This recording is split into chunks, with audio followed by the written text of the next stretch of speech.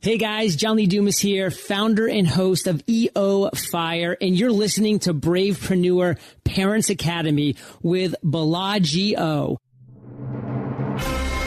Welcome to Bravepreneur Parents Academy, where the world's most inspiring entrepreneurs reveal their most defining childhood moments and share their legacy for raising brave little heroes who will grow up to change the world. And now, he still reads comic books under the blanket at bedtime. Please welcome your host, best-selling author, award-winning speaker, and self-confessed geek dad, ldquo. You know, like the hotel in Vegas? Yeah, no, that's really his name. ldquo.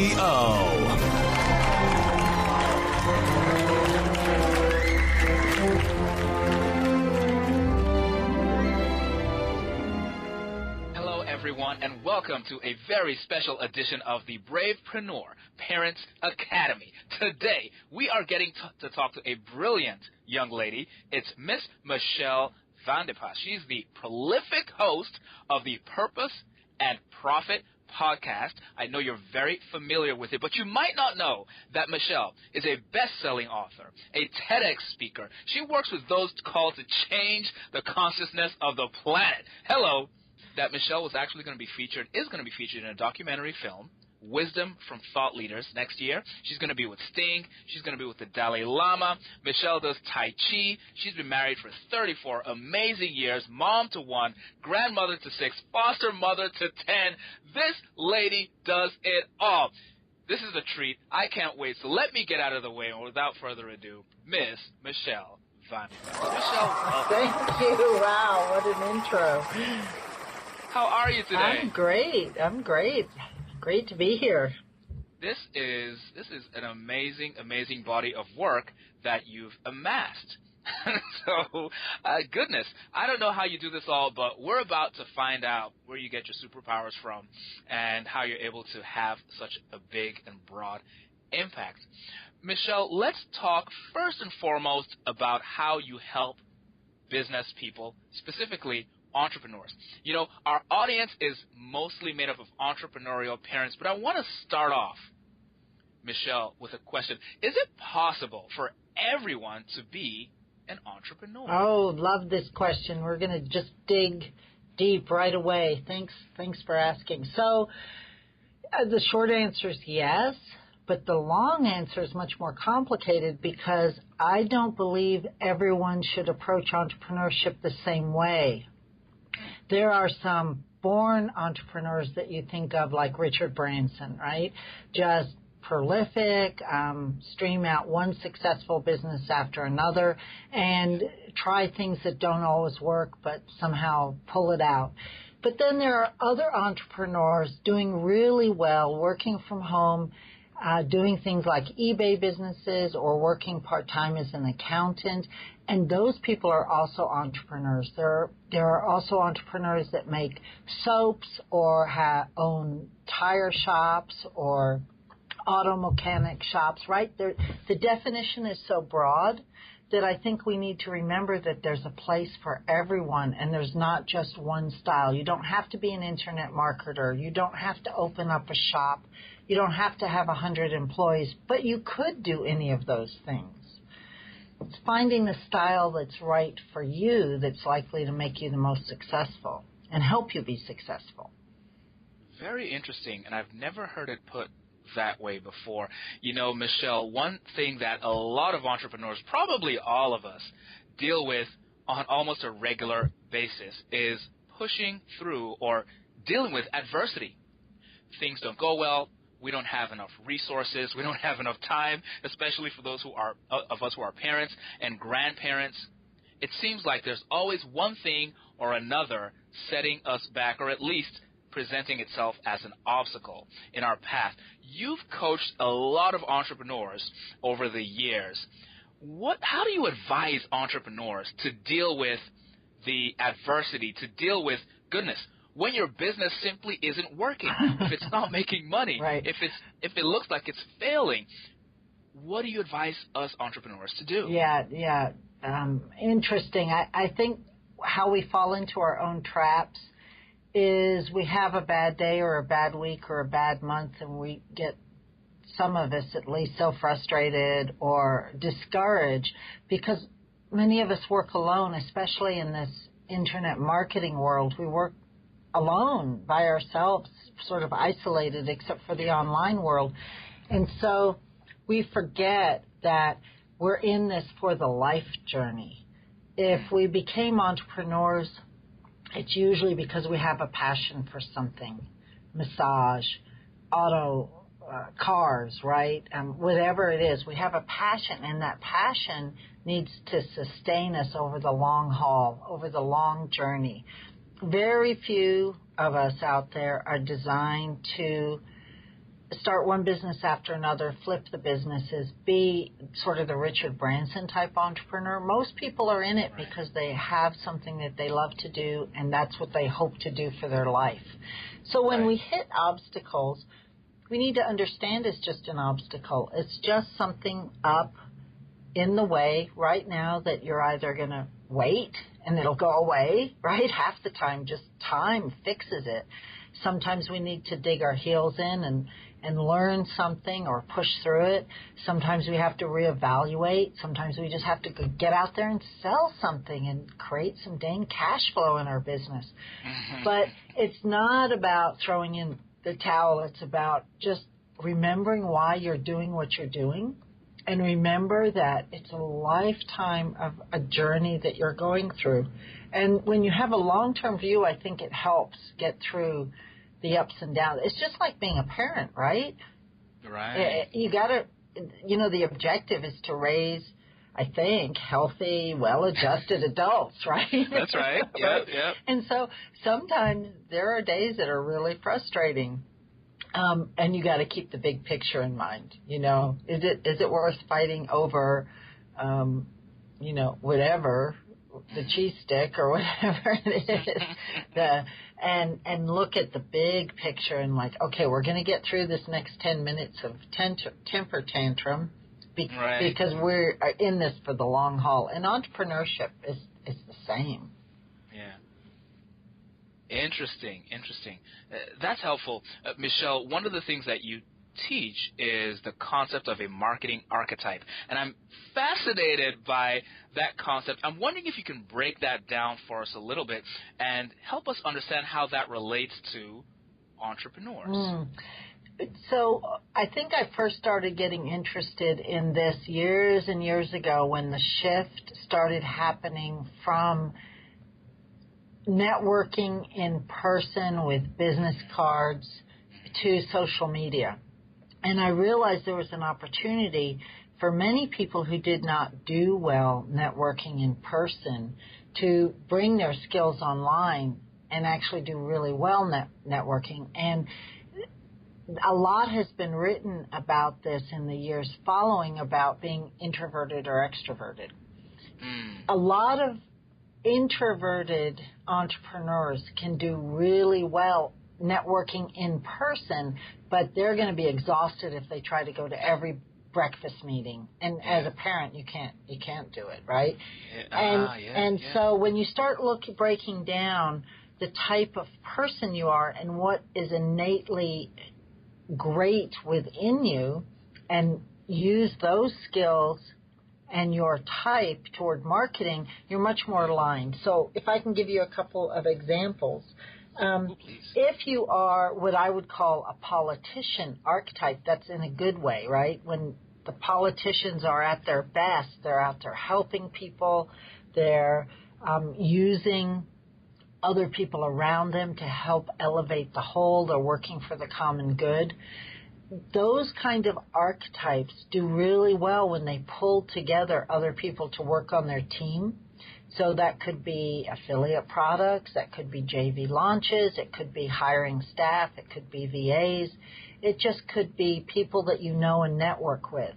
But when you know that that's one of the things that you do well, you're much more likely to try to be the Lone Ranger out there working by yourself trying to push through it all.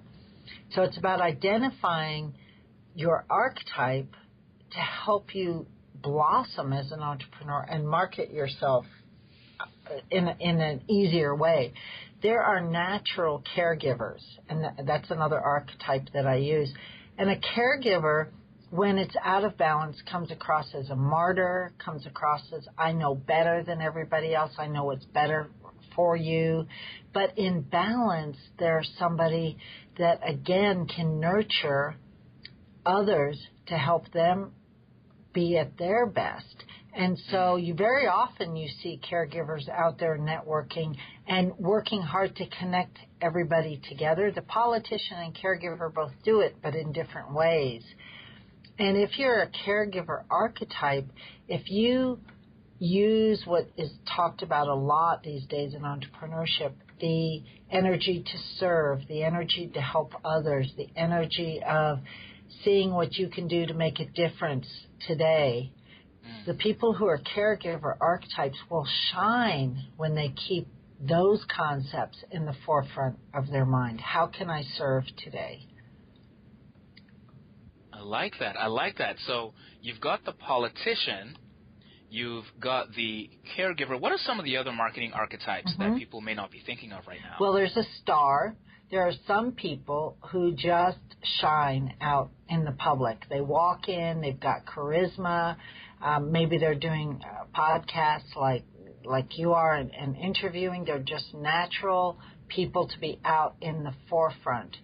And when that sort of person really gets that they're here to be a leader and to shine the way, to be their star, to shine the way for others, they'll be out of their ego and it won't be pushy, right? They'll just be naturally leading, naturally shining. I also have mystic, which is sort of a way-seer teacher, mechanic, someone that loves to do all the detail processes, understanding how things work, how things get put together. Professor is a natural learner, teacher, someone who's always digging deep, learning, and then teaching. And a visionary, big picture, where can the world go? Where should humanity go next? Most of us draw on more than one archetype, right? Okay. So you may recognize yourself being maybe a visionary star, but you could also be a visionary and a professor, someone that can really see the big picture, has an understanding of where humanity goes, and then turns around and teaches. Carl Sagan may have those two archetypes, visionary and professor in him. Interesting. So there's 7 of these marketing archetypes. How do you now tie those to helping entrepreneurs perform their calling in more effective or more efficient ways? I think being aware is just the first step. Very often we have to give ourselves permission to not do what we see everybody else doing. Right, I know what you mean. I think you're online probably as much as I am, and you see all this stuff come across on social media and email and websites, try this JV launch, give away 100 free gifts, build your email list by 100,000 people by tomorrow morning. And for some people, that's so exhausting. It just feels out of reach, feels out of balance, and other people get totally turned on by that. It's like, I get it. I can do this. This is the business I want to be in. I think when we recognize that what works for one person may or may not resonate with us personally, it gives us permission to go find the things that we can do in marketing and business that do resonate. So maybe you are the person that gets up at 5 a.m. every morning and goes to the breakfast meeting, and that totally puts you on fire. You love networking. You get business from it. You know how to close deals in person. And your next-door neighbor would hate to do that, would much rather be online shooting out emails, right? Yeah. They both work. That's the thing. They both work. You can't say you have to be on social media. I know plenty of people who have great local businesses who are not on social media. Granted, everyone should at least have some page somewhere, right, so we can find you online. But that doesn't mean if you love to connect in your own community, you don't have to then go be on Facebook 24/7. Right. So it just keeps going back to find the thing that really resonates for you inside. And I can help people really give themselves permission to dig deep, find that, and then follow that, and then be in it for the long haul, not give up too quickly. So I want to dig into something you shared here, Michelle. If we take, for example, an individual, an entrepreneur parent who is a bit more introverted, and they're exhausted by networking meetings, or they don't have time, as you shared, to go to a whole bunch of networking meetings. So they're now looking for something that works for them. Perhaps for them, they feel really comfortable. They feel in their element in social media. But they're doing the social media day in and day out, and they're not getting the results. So it's not working. In the meantime, they're seeing Sally Joe and Billy Bob and everybody else doing networking meetings and getting business hand over fist and doing these other methods. It's really, really tempting to switch from what they're focused on that's not working to doing what the other successful person is doing. So when do you stick, right? And when do you realize you need to have a little bit of flexibility and try something new? Yeah. Oh, wow. Great question. I think for most people, once you found something that you love to do, let's say you do love social media and it's not working, then you have to look deeper inside the social media. Don't switch tracks. It's like, let's pretend that you have gone to school to become a massage therapist and you can't build your practice. You don't then go switch tracks and become a nutritionist and try to build a practice. You figure out what's not working about building the practice. So I would say dig deeper and figure out what's not working in social media. It could be that you're just not asking for a call to action, as they say. You're not asking for the sale. You're not asking for someone to click and buy, or you're not asking for someone to click and schedule with you. I mean, you reached out to me for this interview and you were really clear. If this resonates with you, please click here and schedule, right? You told me what to do. You asked for something from me. You gave me a call to action, and you didn't waste a lot of time, right? And we're all so busy, I think, that when we see something that resonates, so if I'm in the market for a pair of snow boots, if I have to go click 27 pages to buy the dang snow boots, I'm out of there. I need to see the ad on Facebook or see the post or see it on the website and say, okay, these are rated for freezing weather, they're waterproof, click, buy, move on. And the biggest mistake I see people making, both in person and on social media, is they just forget to ask for the sale. Interesting. I actually spoke with a realtor friend just yesterday at lunch, and some of this, and I've spoken with a couple of other friends as well that work locally, and that specific thing you talked about is a challenge at times. So that definitely resonates with me. Michelle, one thing that, and I want to move on after this to talk about speaking and getting one's message out there via speaking in a little bit, but one more question in this area. One thing that I learned, and I'd love your perspective on it, you're way wiser than I am in this space in particular, but one thing that I've learned early on in my entrepreneurial career, I had this sort of hard-headed mentality where I wanted to figure it all out myself. I wanted to pull myself up by my bootstraps, Michelle. I was going to, get it done or die trying, not literally. And at some point, someone convinced me to actually invest in a coach, a mentor, and we're not talking necessarily a guru, a Tony Robbins or whoever is at the top of your field, but someone who's at least a few steps or a few years ahead of where I am. And so if we go to your example of the introvert in social media who loves the element of social media but it's not working and they can't figure out what the problem is, a lot of times it helps, or I found it helps to get the perspective of someone who's a little more experienced. So I'd love for you to maybe share your thoughts on that, Michelle. I think people have always gotten help from people more experienced. It's just changed in the last 10 years with the influx of business coaches and the availability to be able to pick and choose. I've been around a long time. I think I've talked that I started my first business when I was like 8 and then 12 and, through teenagers. But my first real business, I was 27. Mm-hmm. And at that age, I definitely had the mentality, I'm going to go figure it out or die trying, right?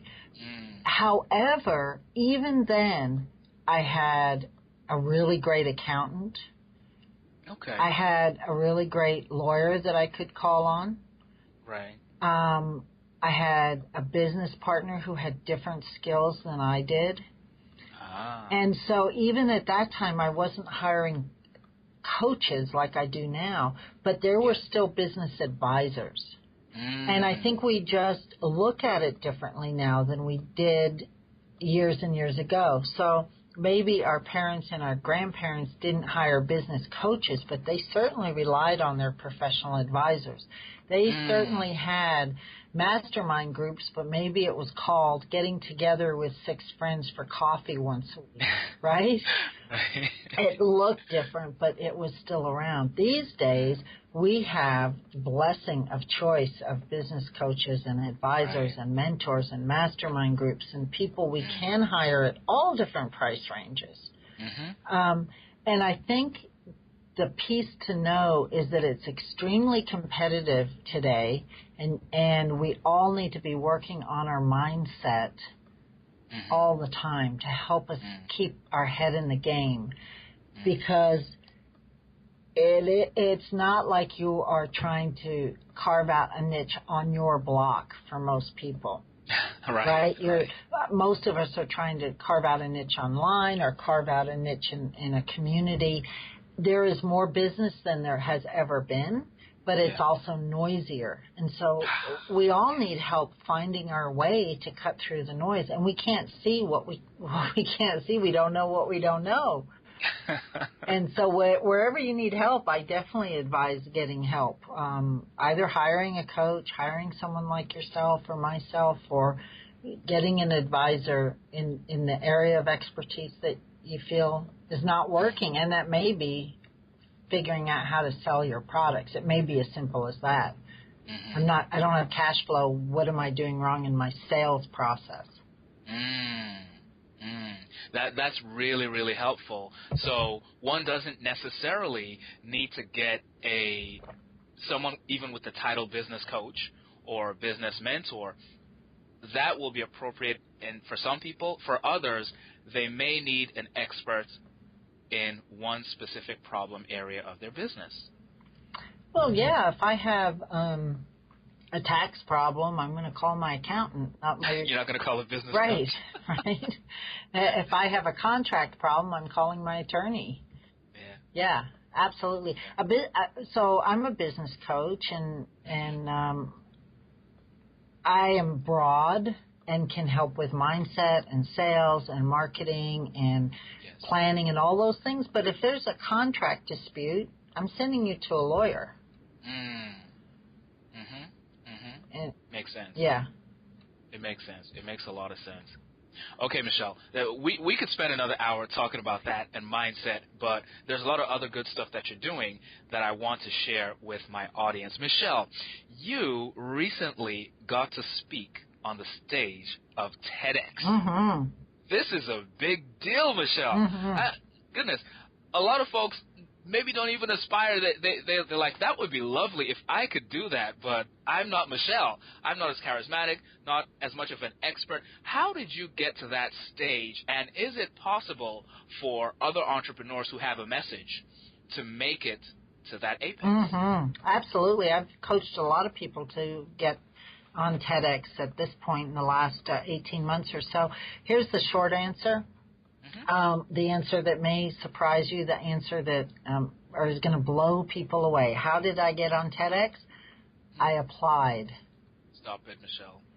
So here's the thing.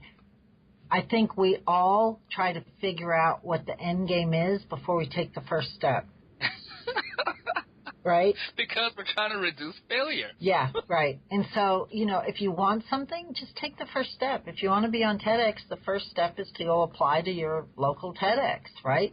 Maybe find a mentor or coach. Different TEDx's have all different processes. Some have internal coaching. Some need you to show up with a complete ready-to-go talk before they'll talk to you. So each TEDx is a little bit different, even though there's general guidelines. But no matter what you want to do in life, you want to write a book, sit down and write. Don't worry about how you're going to get on New York Times bestseller list yet. Just start writing. You want to start a business, go get a client. That's the first step. Sell something. I'm out of examples, but I think you get the point. I wanted to be on TEDx, so I applied. Now, was there a lot of work after that? Yes, I had to talk with the TEDx people. I had to polish. I had to figure out what I was going to wear, what I was going to say, lots of applications. But the first step is the first step. Don't freak out about the end step before you've taken the first one. Wow. So simple, so straightforward. Take the first step. Just show up, see what happens. So aside from TEDx, you have done a lot of speaking, and you help your clients get speaking gigs. So let's say we have entrepreneurs, and I know there are a lot of them listening right now, who work on the local level. They get a lot of clients in their city, and they like to start building their brand as a speaker, either for professional speeches or motivational speeches, whatever it might be. What are good ways for them to get started? I think first to understand that there's really 2 or 3 clear paths to being a professional speaker. One is that you become a keynote speaker, you charge for your speeches, you go after the corporate market and the conference market.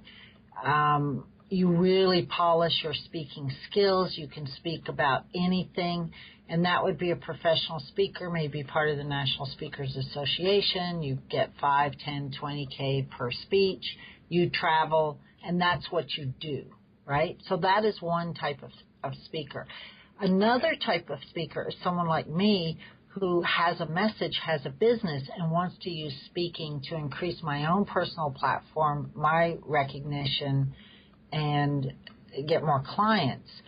That's a little bit different because I rarely actually get paid to speak somewhere, occasionally, but more often I'm allowed to promote my products and services from the stage or after being on the stage.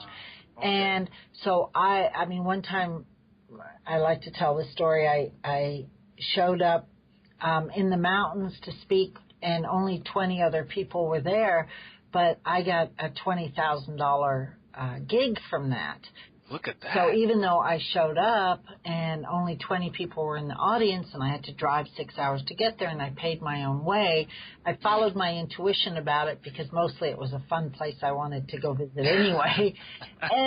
and because I know how to turn that into an opportunity, I was able to connect and sell something. So I think for people who are entrepreneurs that want to get paid to speak, being realistic about the type of speaking will help, because it's not realistic to say, I want to go get paid $20K per speech for the average entrepreneur, because speaking itself is a whole career. Yep. And so if you want to get paid to be a keynote speaker, then that is the career path you follow. If you want to speak to enhance your platform, your message, and find new clients, it's a slightly different trajectory. And then you learn some skills, again, how to sell from the stage, how to present yourself, how to turn those leads into clients, and how to take advantage of free speaking opportunities everywhere. And then turn them into lucrative opportunities. Right. So that sort of puts the whole expectation for speaking, it turns it on its head, in that you already have something of value to sell, to offer, and you're using that speaking as an opportunity to build your platform, grow awareness, get people to know, like, and trust you, and then you direct them back to your original offerings.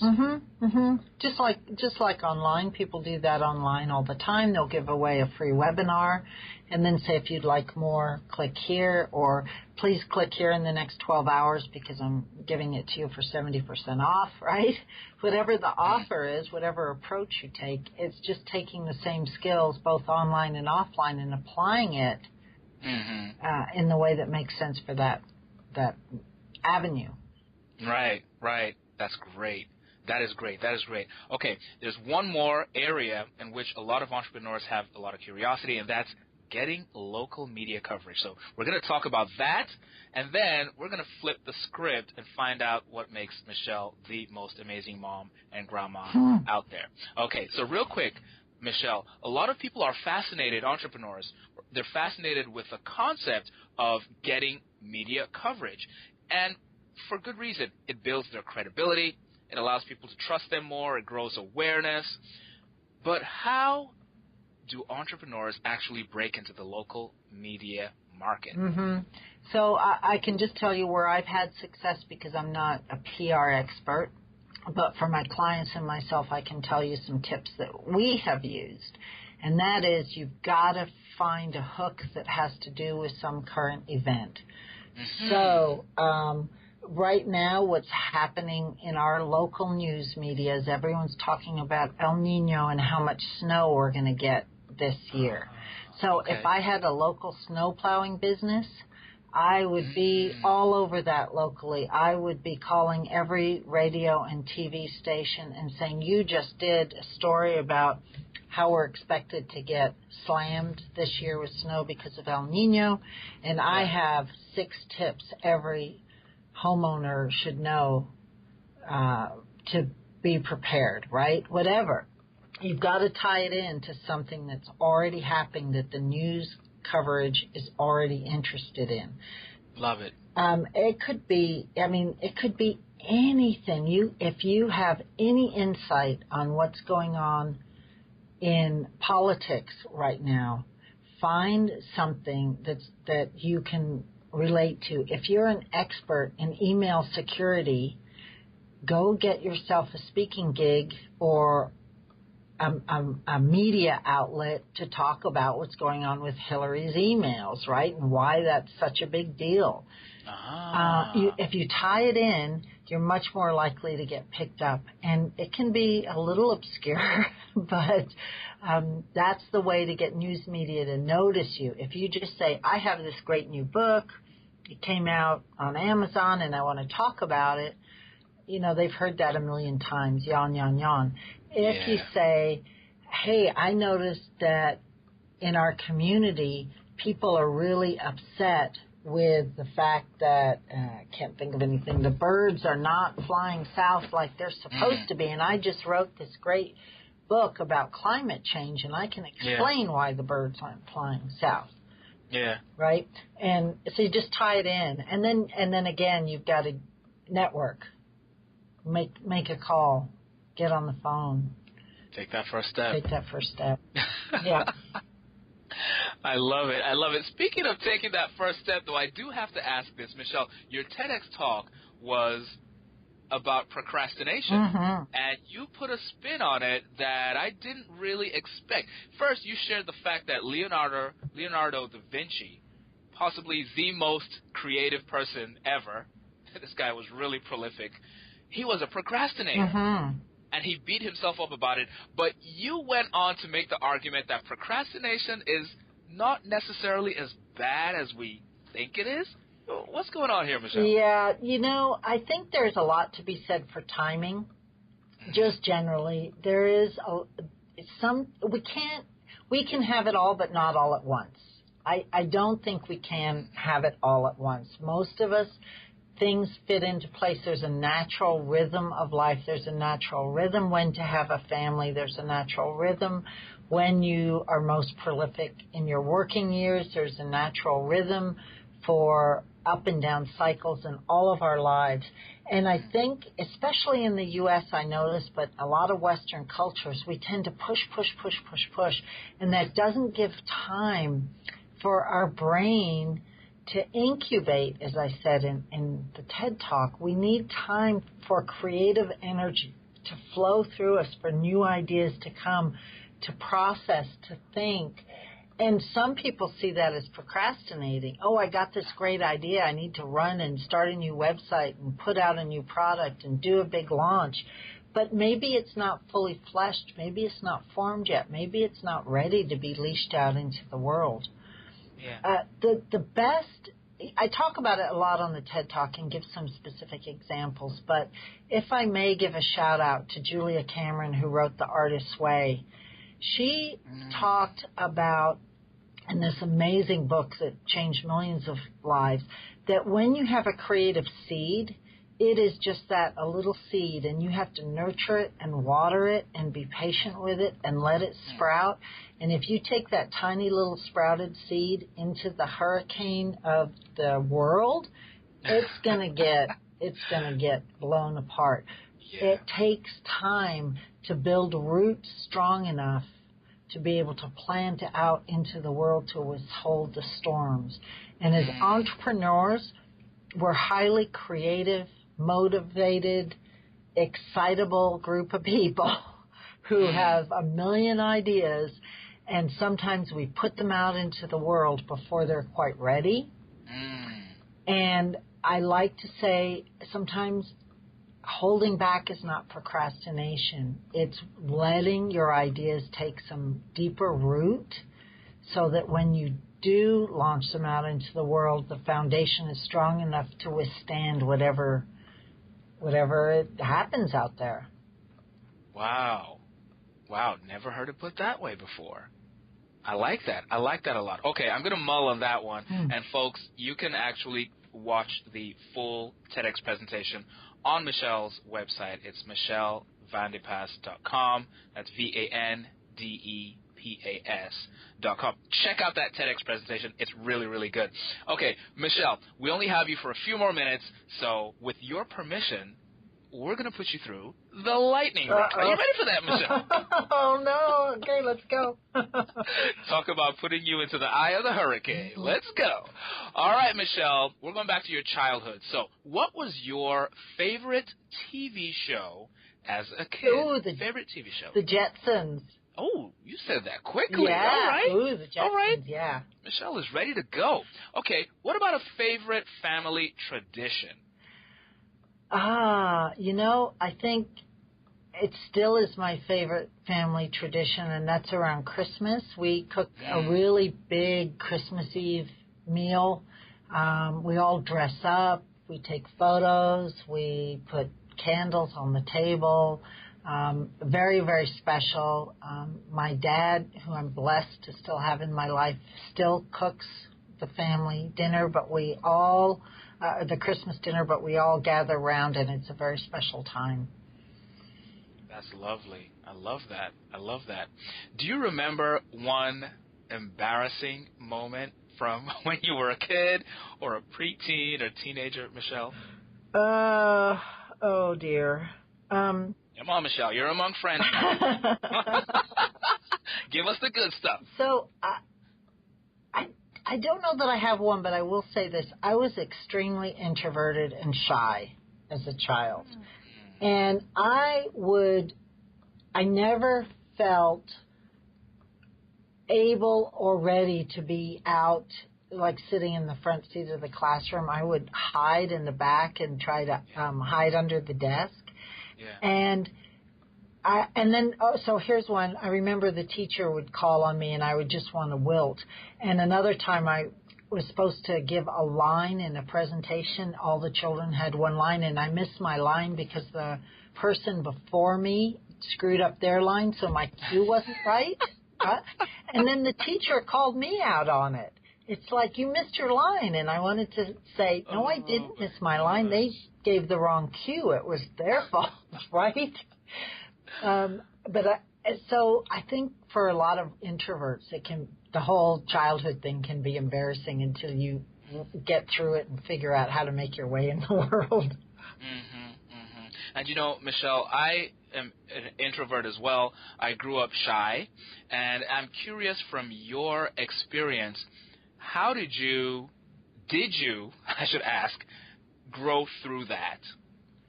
Or is it something that's still part of your personality? It's very much still a part of my personality. I have a very hard time going into a group of people where everybody's partying and you're supposed to, not necessarily drinking, partying, but like jolly, and everybody's like hugging and whoa, and I feel like I don't quite know how to behave. I feel very much like a fish out of water. But growing up helps, right? Because you learn to navigate your way. I learn where my own strengths are, just like you say you're an introvert, but look at you here on this fantastic podcast interviewing. You found a niche, you found a way to make your way in the world. And so for all the introverts out there, it goes back to the archetype piece. Find the pieces that work for you and build on your own strengths. Yeah. True words indeed. I love that. And so transitioning into being a parent, Michelle, you've been a parent. You're blessed to be a grandmom. You've had foster kids. You've done an amazing job. What were maybe some of the surprising lessons that you learned being cast into this new role of mom and then grandma to so many beautiful children? Yeah, I'm blessed to have loads of kids in all areas of my life, and I think so I don't know why I'm surprised, but they're like their own human beings with their own ideas, right? How dare they? My daughter actually says no to me. I'm like, you can't say no. What am I supposed to do with that? It says so in the book. They're not allowed to say that. I know. They haven't read it yet. They don't read it till they're parents. So I think the most surprising thing is how much I've had to grow as a human being personally, how much of a spiritual journey it has been for me to be a parent and a foster parent, and how much I have to really work on not being triggered. So, it's that old don't kick the dog syndrome. If something's happened to me at work or something's happened to me out in life and then my daughter says no to me, I have to be conscious enough to not go yell at her because I'm triggered or because something else is happening in my life, right? And that's why the cycle of abuse is so hard to stop. The cycle of domestic violence is so hard to stop because it's difficult sometimes to get out of our own way and grow and not be triggered by these things. I can't say I'm perfect at it, but I have the blessing of being a little bit older, and I've had more time to work on my own stuff before becoming a parent. So I think that only helped me. But that's the most surprising piece, is how much I have wanted to work on my own self so that I can raise a healthy human being. Profound. That makes a lot of sense. Michelle, have you found yourself maybe mimicking or borrowing from your parents' parenting style, or perhaps departing from it a little bit? How did what they did inform your parenting skills? So I think that a piece around that is that's so funny. So yes, and yes, both conscious and unconscious, right? I wake up in the middle of an argument with my daughter, go, oh my God, that's my mom speaking, right? Oh boy. So both consciously and unconsciously, but I try to take the best of both my parents, right? I mean, they were creative, entrepreneurs themselves, adventurers, travelers. So I try to take the best from them. I think they're very wise people.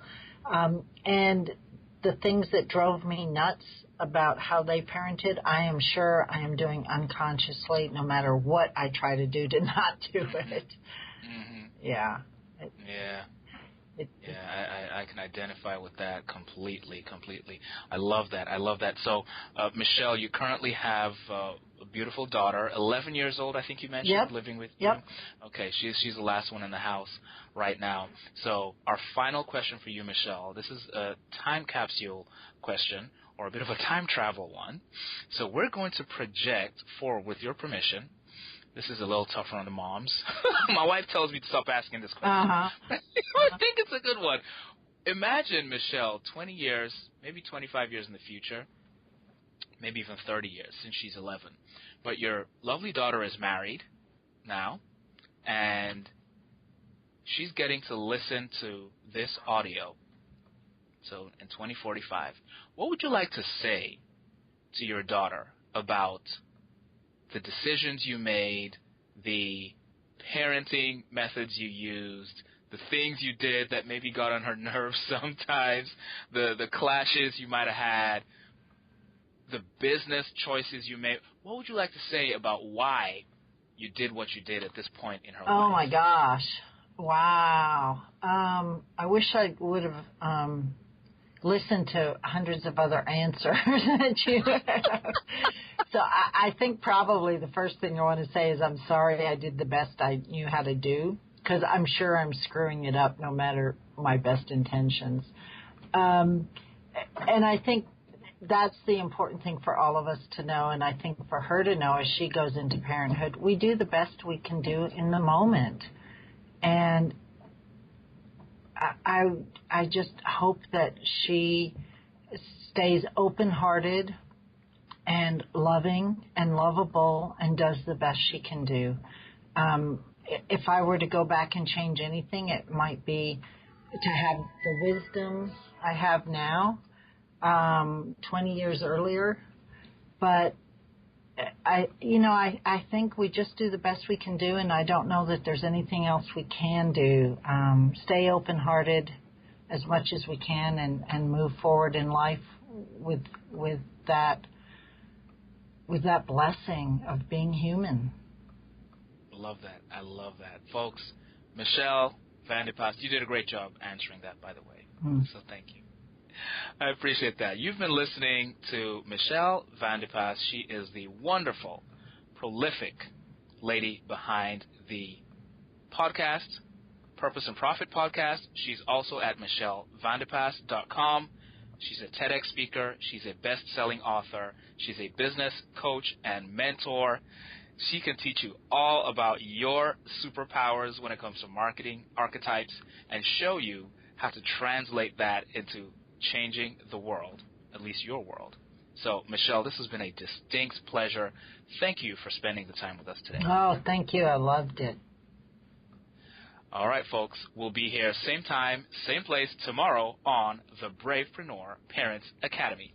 See you tomorrow. Bye-bye. Thanks for supporting my dad's show. If you like what you hear, please subscribe to iTunes. He said hot chocolate is for closers. If you don't subscribe, I don't get hot chocolate. I love hot chocolate. Fear not. Although this chapter of Bravepreneur Parents Academy has come to its conclusion, we have many more adventures for you and your brave little heroes. Head over to bravequest.me for access to the Brave Quest Journal, an interactive activity playbook that rewards your little ones with points for accomplishing tasks that build character and unleash your child's inner superhero all before bedtime. We look forward to having you join us for more adventures next time on Bravepreneur Parents Academy.